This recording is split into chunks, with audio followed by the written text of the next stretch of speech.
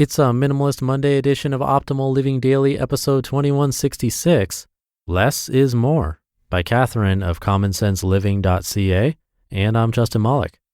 Happy Monday and welcome back to Optimal Living Daily, or the OLD podcast, where I read to you from some of the best blogs I can find and get permission from, mostly covering personal development and minimalism on this show, but we cover a bunch of other topics in the Optimal Living Daily podcast network. Definitely subscribe to those if you like this one. Just search for Optimal Living Daily to find all of them. And now let's get right to it and start optimizing your life. Less is More, by Catherine of commonsenseliving.ca. Quote, becoming minimalist frees us to live a bigger life with a more passionate pursuit of our greatest purpose and goals. Joshua Becker.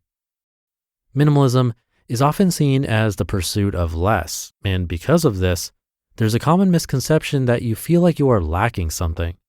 However, over time, our society of overconsumption has slowly started learning that the priceless moments in life are worth so much more than material objects. Sure, we all want the basic amenities in life, and then some. There's nothing wrong with wanting a house, a car, and even a family. But the truth is, happiness starts in your mind. If you are always pursuing more, you'll never be grateful for what you have right now. As humans, we tend to continue pursuing more and wanting to be the best version of ourselves, whatever that looks like in the moment. I don't know about you, but oftentimes I find myself in the grind stage where I keep going without reflecting on how far I've already progressed. It is when we are at the summit of the mountain, or at least a lot higher than before, that we truly start to acknowledge and appreciate our progress. The intentional steps we took to get to where we are today should be looked on with pride. And thus, the first step towards living a truly fulfilled life is gratitude. Gratitude. Being grateful for what we already have frees us from the expectation to achieve more. Although we can still work towards becoming better and reaching our goals, there is a power in enjoying the present moment. In practicing gratitude, we also raise our vibrations and release good energy, which has a way of spreading to those in our outer world. When we are grateful, we could even start attracting opportunities we would have never previously thought we could achieve. As well, we start to believe in potential and be happy for all that we have. Creativity. I don't know if any of you have heard of a capsule wardrobe, but I thought the idea was revolutionary when I first heard about it.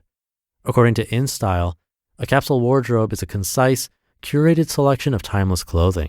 It can vary from person to person based on our different lifestyles, but the best pieces are the kind that can be worn at work, during cocktail hour, and dressed down on the weekend. Streamlining your wardrobe streamlines your life. After my parents had moved a few months ago, I was forced to look through my childhood room and, most importantly, my closet. I realized just how many clothes I had accumulated over the years without thinking about it. The worst part is, I hadn't even worn some of them. This sparked a change in me. I was determined to make all that was old new again. Since then, I've maybe bought 5 pieces of clothing maximum over the course of 6 months, and have been using everything in my closet interchangeably to create new styles. Best of all, I already have all I need to do that. Minimalism has made me discover my creative side. It helps us create things we never thought possible with what we already have. The same has happened for leftover food that I haven't wanted to waste. This less waste, minimal lifestyle has helped me discover the possibilities of what I already have instead of searching for more. Freedom. Quote, learning to live with less does not mean your life is not abundant. In fact, it clears up more space for the things that matter. End quote.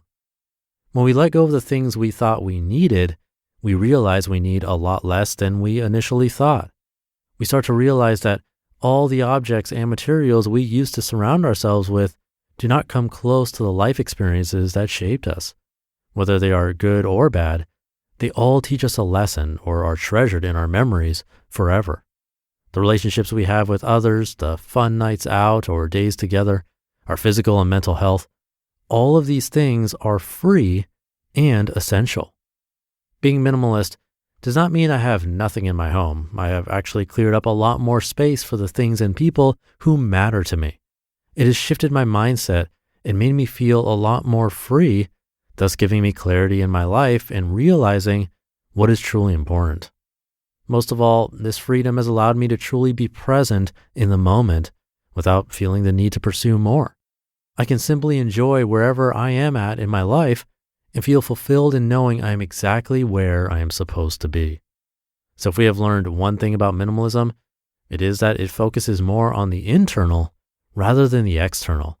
When we choose to shift our mindset from one of lack to abundance, we start to truly feel like we are living our best lives. Minimalism is a conscious choice we make every day to choose experiences over objects, to choose abundance over scarcity, and to choose people over products. This mindset shift has helped me a lot, and I know that a lot of others in the self-help community have also benefited. So you may be saying to yourself, the minimalist lifestyle is not for me. But the truth is, we can live a more minimalistic lifestyle by making a few conscious changes. Focus on the present moment. Practice being grateful for all that you have right now and acknowledge your progress. Be creative with what you already have. Make it into a game and see what options you can come up with depending on what you already have. This could be food, clothing, or anything else. And let go of the things you thought you needed. Start to assess the things you surround yourself with and ask yourself if they are there out of necessity or to fill a void. So start taking small steps today to start living a life of true abundance tomorrow.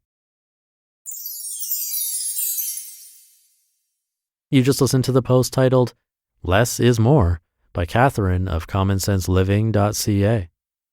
Thank you to Catherine. The line about being minimalist does not mean I have nothing in my home is very true, but also reminds me of my own personal situation. I moved like 3 times in the last year. It's a long story, but I'm back in the same place I was.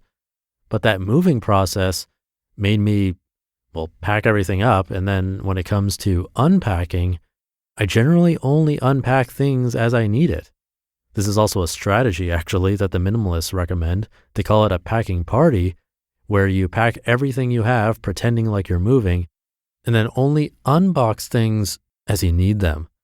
But the point is, I still have a lot of stuff in boxes, and I didn't even have that much to begin with, I think. But now there's an echo in my house. But at the same time, I don't miss those things that are packed up, and I'm not less happy. And I know this because I actually track my mood. In fact, I could argue I'm happier because I have less stuff in my way and less to clean. It's interesting how that works. So hopefully something resonated with you in this article today. Have a great rest of your day and start to your week. And I'll be back tomorrow reading to you where your optimal life awaits.